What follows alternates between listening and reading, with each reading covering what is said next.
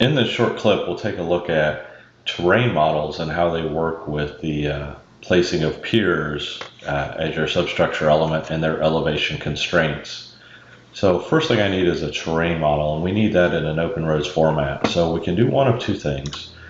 You can import a terrain model from a variety of different formats, including LiDAR data, inroads terrain models, Geopack 10 models, land XML files, DTED files, you name it, we can import it in and bring it into the model here, or you can reference it if someone else has already done that for you. So I'm going to reference in the terrain model, and then I also need to select this other terrain model tool with the check mark here and make that my active terrain model, and that way when I go to place the piers here in a moment, they will recognize that is the terrain model to use to help set the elevations on the footings of the piers.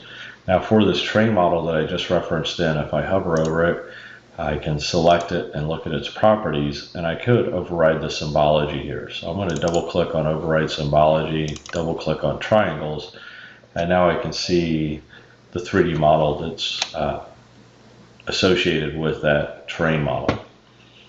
So I'm going to come back to here and I'm going to select the substructure tab and tell it that I want to place a pier. And initially I'm going to leave, well, we'll go ahead and turn on elevation constraints. So I'll go ahead and select the pier lines that I want to use that particular pier for. Right click and accept. And then it comes up and gives me some options here. And here I can tell it to position the deck at a certain location and also control the slope on the top of the cap and the bottom of the cap. But for the footings here, it defaults to having the top of footing be exactly at the elevation of the terrain model.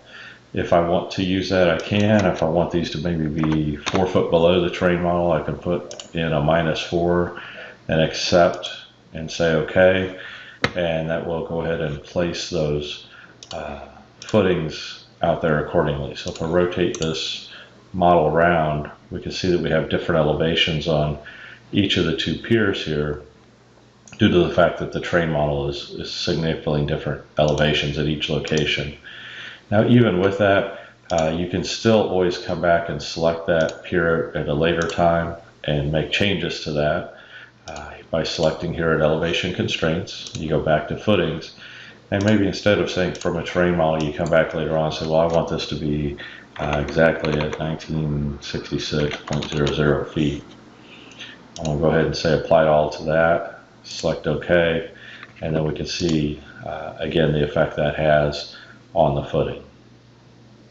Thank you for watching this clip on terrain models and placing of piers and their elevation constraints.